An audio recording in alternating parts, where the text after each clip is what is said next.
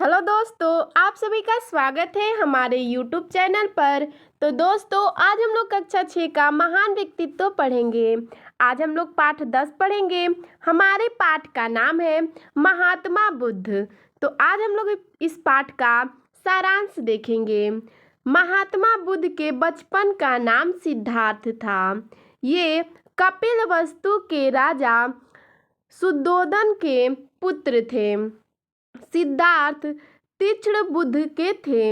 ये जिज्ञासु स्वभाव के थे। देखिए दोस्तों, महात्मा बुद्ध के बचपन का नाम जो था वो सिद्धार्थ था। ठीक है, ये कपिलवस्तु के राजा शुद्धोधन के पुत्र थे। जो ये सिद्धार्थ यानी कि महात्मा बुद्ध हैं वो तीक्ष्ण बुद्ध थे। इनके जिज्ञासा स्वभाव था। ठीक है, आगे देखते हैं। इनके विषय में विद्वानों ने घोषणा की थी कि ये एक दिन घर बार त्याग कर सन्यासी हो जाएंगे। पिता नहीं चाहते थे कि उनका पुत्र सन्यासी हो, अतः उन्होंने इनका विवाह यशोधरा के साथ कर दिया।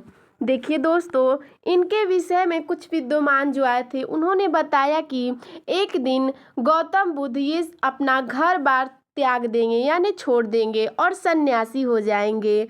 पिता को ये बात पता चलती है तो वो नहीं चाहते हैं कि उनका पुत्र जो है वो सन्यासी बने, गौतम बुद्ध सन्यासी हों। तो उन्होंने उनका विवाह कर दिया। उनकी पत्नी का नाम था यशोधरा। गौतम बुद्ध के पत्नी का नाम यशोधरा था। ठीक है, आगे देखते हैं। यशोधरा को एक पुत्र हुआ। पुत्र का नाम राहुल रखा गया। सिद्धार्थ का मन परिवार और राज्य कार्य में नहीं लगता था।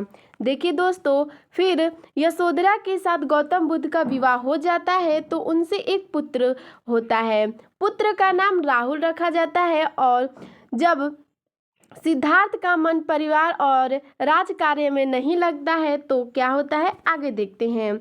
एक दिन सिद्धार्थ नगर भ्रमण के लिए जा रहे थे। उन्होंने एक वृद्ध को देखा जो बहुत मुश्किल से चल पा रहा था।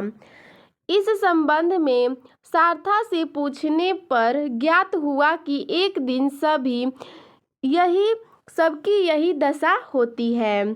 देखिए दोस्तों, एक दिन फिर सिद्धार्थ जाते हैं नगर भ्रमण के लिए, यानी कि नगर यानी गांव में घूमते हैं। ठीक है, फिर उन्होंने देखा कि एक बूढ़ा आदमी को जो बहुत ही मुश्किल से चल पा रहा था, तो उन्होंने इस बारे में सार्थक यानी जो रथ चला रहा था उससे पूछते हैं। तो वो बताता है कि एक दिन सबकी यही दशा होगी। आगे देखते हैं क्या होता है। एक दिन इन्होंने देखा कि 4 व्यक्ति एक मृतक को लिए जा रहे हैं। सारथी से पूछने पर ज्ञात हुआ कि एक दिन सभी को मरना पड़ेगा।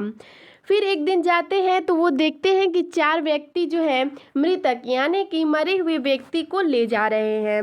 तो फिर सारथी से पूछते हैं तो सारथी कहता है कि एक दिन सभी को मरना है। ठीक है, फिर आगे देखते हैं क्या हुआ।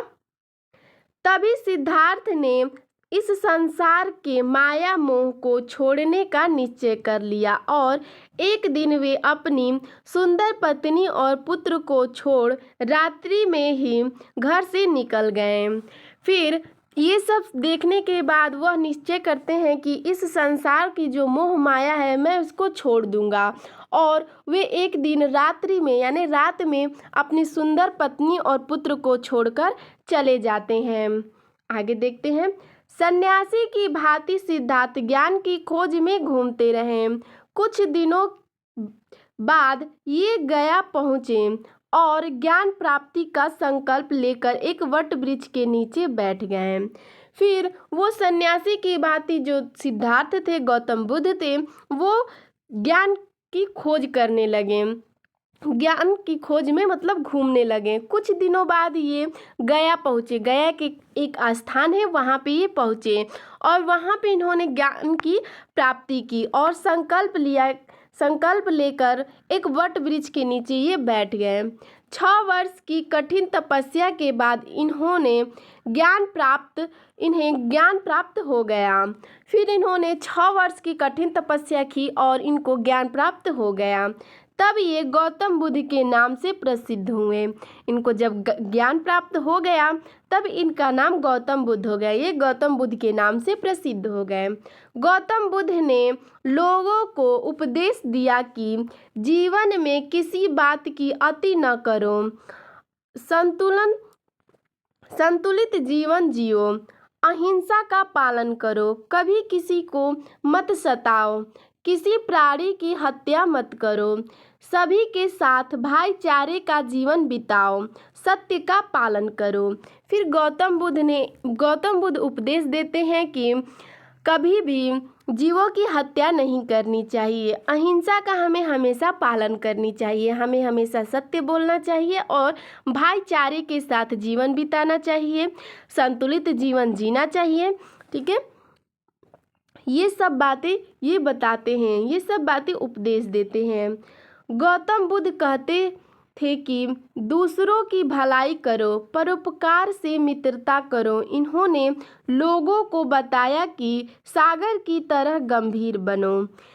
गौतम बुद्ध कहा करते थे कि दूसरों की हमें हमेशा भलाई करनी चाहिए, परोपकार से मित्रता करनी चाहिए। ठीक है, इन्होंने लोगों को बताया कि सागर की तरह गंभीर बनो। आगे देखते हैं, मन में अच्छे विचार रखो। इनका कहना था कि स्वास्थ्य से बढ़कर कोई लाभ नहीं है, जाति पाति का भेदभाव ठीक नहीं है। बुद्ध का धर्म बौद्ध धर्म के नाम से प्रसिद्ध हुआ। देखिए दोस्तों, ये कहते थे कि मन को हमेशा अच्छे विचार रखो। ठीक है, मन में हमेशा अच्छे विचार रखना चाहिए। इनका कहना था कि स्वास्थ्य से बढ़कर कोई लाभ नहीं है, हमें जाति पाति का भेदभाव नहीं करना चाहिए। बुद्ध का धर्म जो है वो बौद्ध धर्म के नाम से प्रसिद्ध हो गया। गौतम बुद्ध ने अपने प्रेम बंधन में सभी को बांध लिया और इस तरह से जो गौतम बुद्ध थे वो अपने प्रेम बंधन में सभी को बांध लेते हैं। तो दोस्तों, आपको हमारा यह वीडियो कैसा लगा हमें कमेंट में ज़रूर बताइएगा। धन्यवाद।